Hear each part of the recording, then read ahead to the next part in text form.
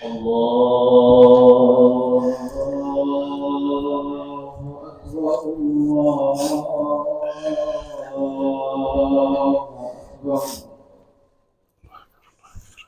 الله أكبر الله أكبر أشهد أن لا إله إلا الله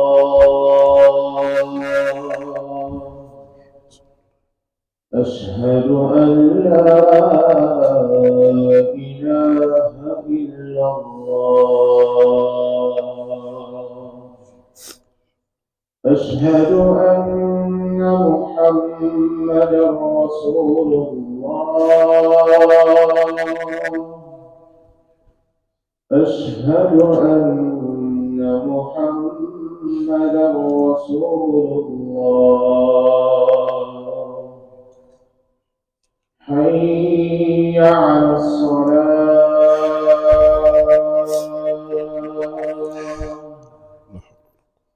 حي على الصلاة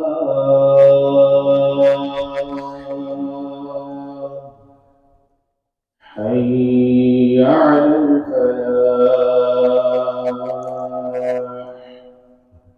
حي على الفلاح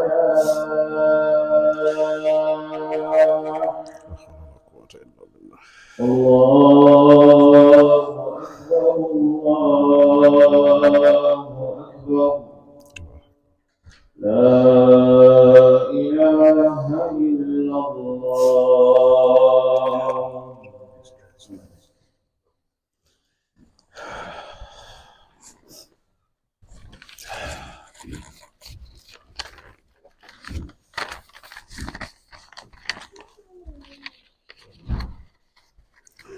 إن الحمد لله نحمده ونستعينه ونستغفره وأعوذ بالله من شرور أنفسنا وسيئات أعمالنا من يهد الله فلا مضل له ومن يضلل فلا هادي له وأشهد أن لا إله إلا الله وحده لا شريك له وأشهد أن محمدا عبد الله ورسوله يا أيها الذين آمنوا اتقوا الله حق تقاته ولا تموتن إلا وأنتم مسلمون يا أيها الناس اتقوا ربكم الذي خلقكم من نفس واحدة وخلق منها زوجها وبث منهما رجالا كثيرا ونساء واتقوا الله الذي تساءلون به والأرحام إن الله كان عليكم رقيبا يا أيها الذين آمنوا اتقوا الله وقولوا قولا سديدا يصلح لكم أعمالكم ويغفر لكم ذنوبكم ومن يطع الله ورسوله فقد فاز فوزا عظيما ثم أما بعد فإن أصدق الحديث كتاب الله تبارك وتعالى وخير الهدي هدي محمد صلى الله عليه وسلم وشر الأمور محدثاتها وكل محدثة بدعة وكل بدعة ضلالة وكل ضلالة في النار. May Allah subhanahu wa ta'ala protect us all from the fire of hell and grant us Jannah. Alhamdulillah, respected elders, brothers and sisters, we thank everyone and thank Allah subhanahu wa ta'ala for making us to be alive and healthy to witness this day and to attend this Jummah. The theme of the khutbah, we will remind about the month of Ramadan, which is fast approaching and is upon us. We have done some reminder about it before, but when we talk about Ramadan, it's never enough. The reminder is never enough because there is always something to talk about. The reminder on Ramadan is to remind everyone, first and foremost, the importance of this month of Ramadan and the importance of the month before it, that is Shabaan. And to remind us about the importance of Shabaan, we go to the hadith of Usama ibn Zayd, radiallahu anhuma. May Allah be pleased with him and his father. He asked Rasul sallallahu alaihi wasallam, I have never seen you fast any month more than the month of Shabaan. And Rasul sallallahu alaihi wasallam, he responded to him and said, this month is a month that comes between two great months, the month of Shabaan, because it comes between the month of Rajab and the month of Ramadan. These 2 months are too great. He said, because of this, many people are not paying attention to the importance of Shabaan. So for that reason, we have to remind ourselves about the importance of Shabaan. There are a lot of misconceptions about this month that people engage in as well. We have to be careful where we take our deen from. We have to observe the authentic sources where we take our deen from. Because some people will not even fast until the 15th of Shabaan. You know, they call it Nifs Shabaan. But that is a great misconception and is not authentic. When they say Nifs Shabaan, means you have to start fasting from the beginning of Shabaan up to the middle. So for that reason, people have been engaged, those who understand that they have been engaged in fasting from the beginning of Shabaan. Rasul sallallahu alaihi wasallam, one of the hadith, he was mentioned he fasted the whole of Shabaan. And the other hadith is mentioned he fasted most part of Shabaan. So the scholars, they analyzed these 2 hadith and they said the correct opinion. Obviously there is ikhtilaf, you know, the people do ijtihad. Some of them said the most authentic one is that he fasts most of Shabaan. Because in the Arabic language, some said when someone fasts most part of the month, they can say he fasted the whole month in the Arabic language, meaning he fasted most of the month. It doesn't really mean he fasted all the month. But the only month he fasts complete is Ramadan. But he warned us to be careful not to fast when Ramadan is too close. And they call it Yomul Shak. Those are the doubtful days. When there is moon sighting going on, people should be careful not to engage in fasting in order not to mix Shaban with Ramadan. So that part is important. You can fast as much as possible throughout this month up to near the end of Shaban, but do not fast on days that are doubtful. Meaning you shouldn't fast the days that are too close to Shaban and it's not certain whether that day you fast will be the day of Ramadan, the first day, and then your niyyah was the month of Shaban. So that will be not correct. The niyyah will not be correct because first, as we know, the most important aspect of our deen is niyyah. Innamal a'malu bin niyyat. And the scholars, they say to have the correct intention to get the niyyah before the Ramadan. Some said you have to get the niyyah every night. And some said if you make the niyyah from the beginning to fast the whole month, it suffices. But the majority of scholars, they said to be on the safe side, is to have the niyyah every night, to be on the safe side. Because the most important thing that we should understand is when somebody start having the niyyah, he make plans, make suhoor, you wake up for suhoor, all those are niyyah. You don't have to pronounce it. The niyyah, it doesn't have to be pronounced. It is in the heart, and Allah knows what's in the heart, and that's enough for a niyyah. So to have the niyyah every night for every day of Ramadan is important to be on the safe side, because it doesn't reduce anything from you, just to keep yourself on the right track. It's important.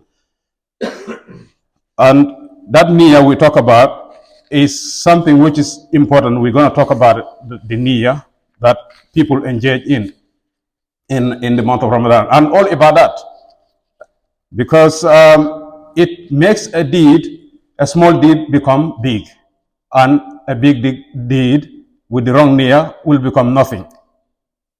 So that is the difference. The niyyah is the difference in our deeds.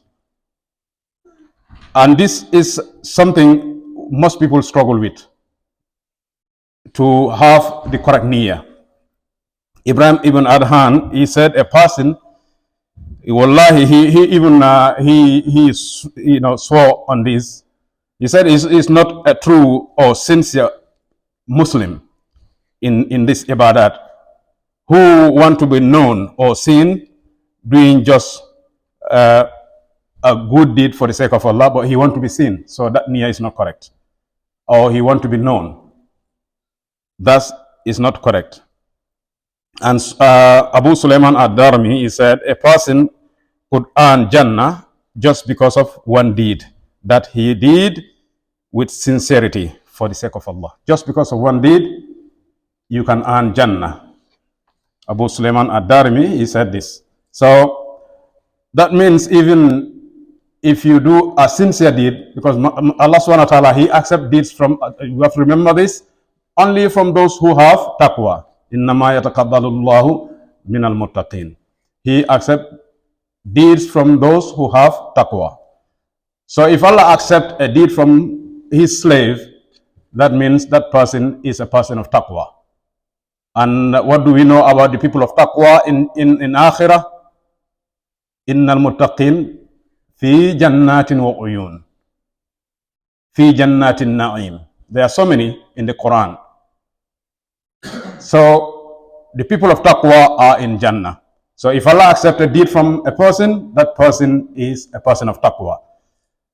And why do we fast the month of Ramadan? Allah mentioned He bestowed this month of Ramadan on this ummah. The result is for us to attain taqwa. Ya ayyuhalladhina amanu kutiba alaykum siyam kama kutiba alal ladhina min qablikum la'allakum tattaqun. That is the purpose, for us to have taqwa. And if we continue with the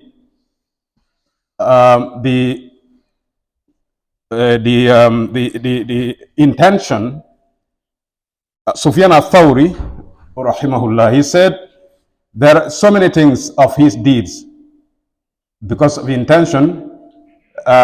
He doesn't have problem with many of them, but except to purify his intention on his deeds.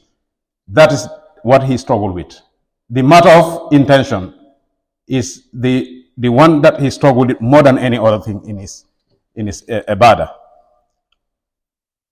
So he struggled with that, the matter of intention. It's not an easy thing. You need the help of Allah as well, because sometimes you deal with the public. Sometimes you are in a place and a lot of fitna is surrounding you. So a person needs the help of Allah even to have the correct intention, to get the correct niyyah. And that's what make our deeds sincere, and Allah accept the deeds because of our sincerity in our intention. So he said it's the most difficult thing that he go through to establish in his ibadah. So purifying intention matters a lot, because it will make a deed in the deen to be correct.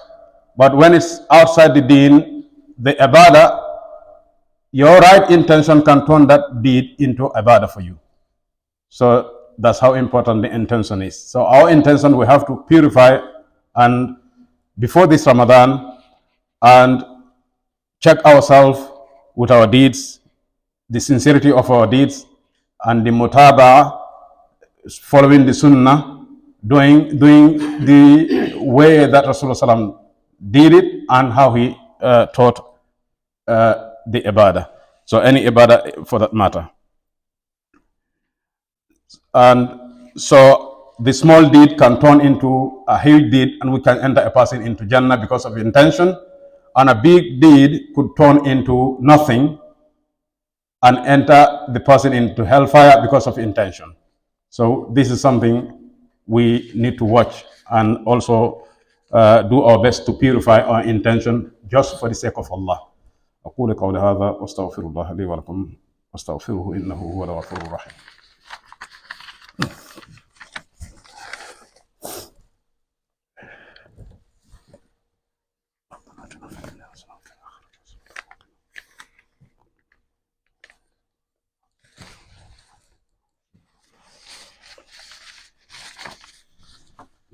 الحمد لله رب العالمين والعاقبة للمتقين ولا عدوان إلا على الظالمين. سبحانك لا علم لنا إلا ما علمتنا إنك أنت العليم الحكيم. اللهم علمنا ما ينفعنا وانفعنا بما علمتنا وزدنا علما.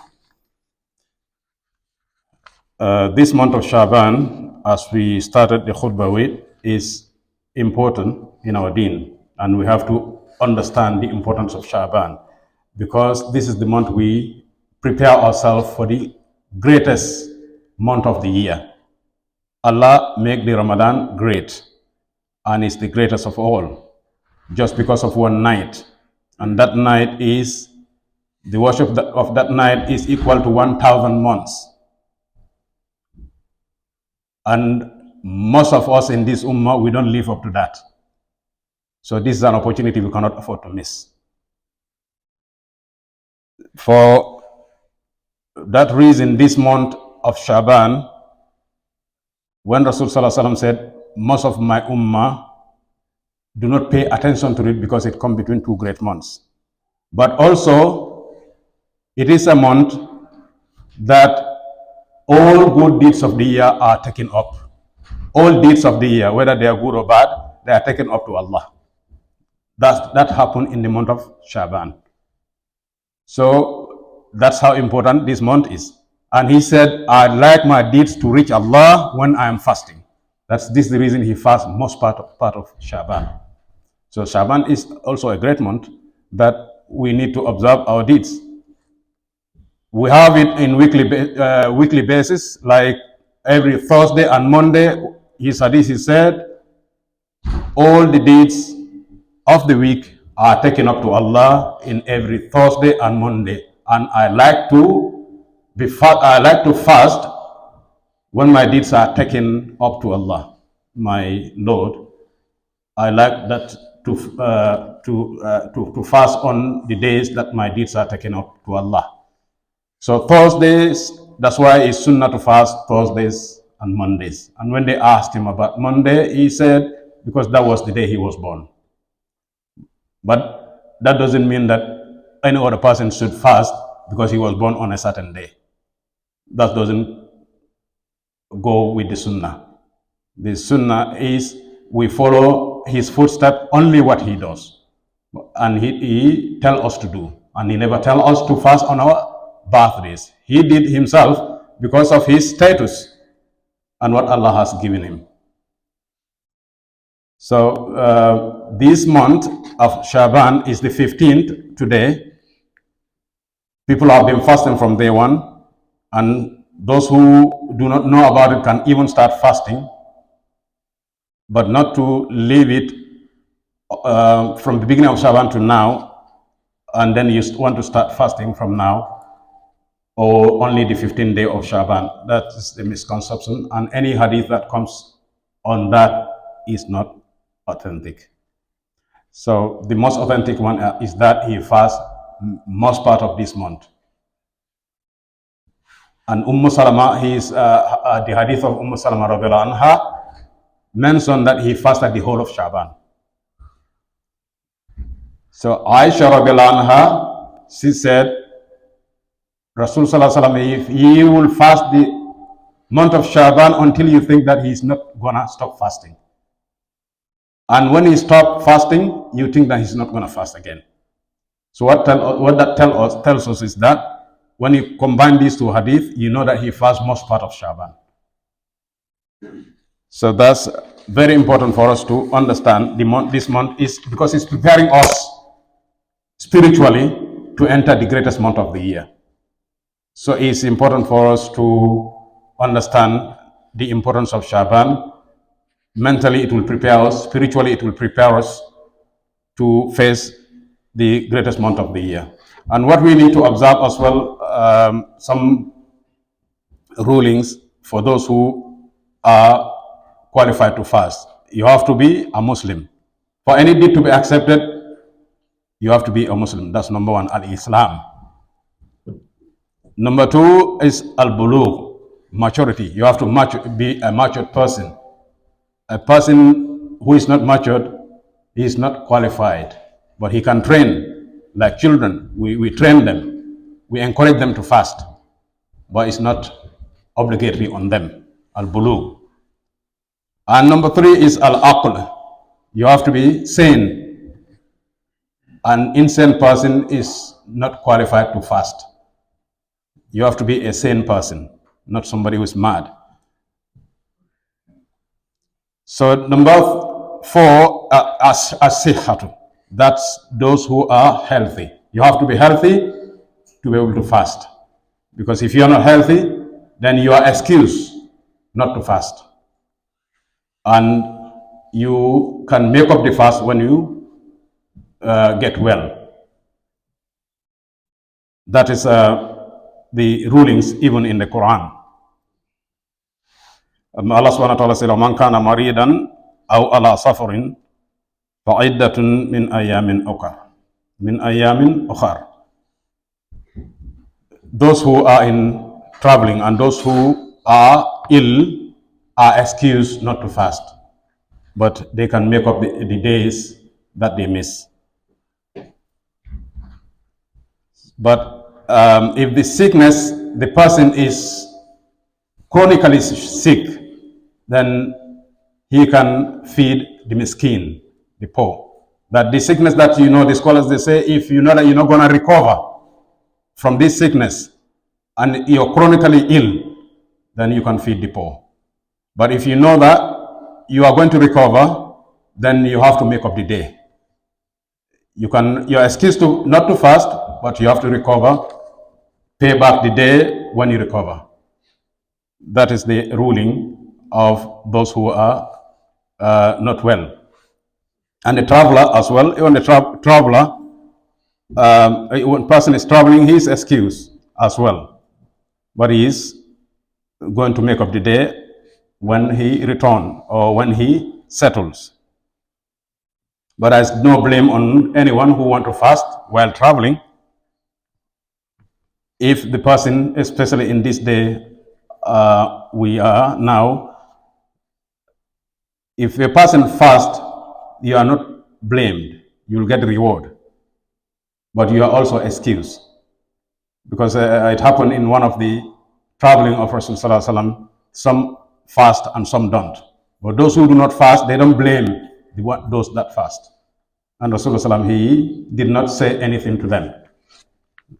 So that's something that we can also understand. Traveling, when it's difficult, you are excused.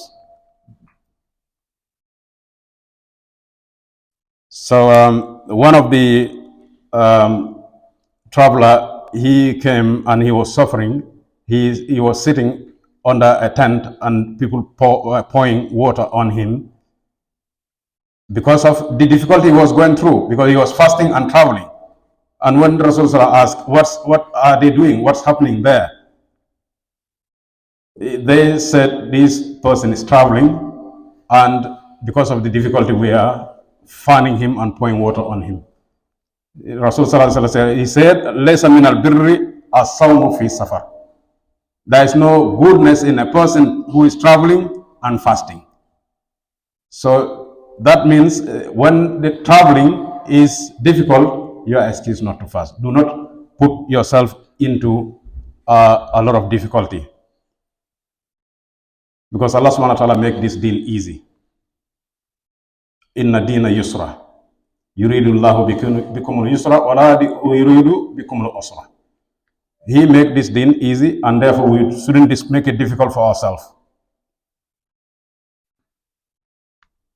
That's those are the rulings in fasting. And the women who are going through menstruation are also excused, or postnatal bleeding are also excused not to fast.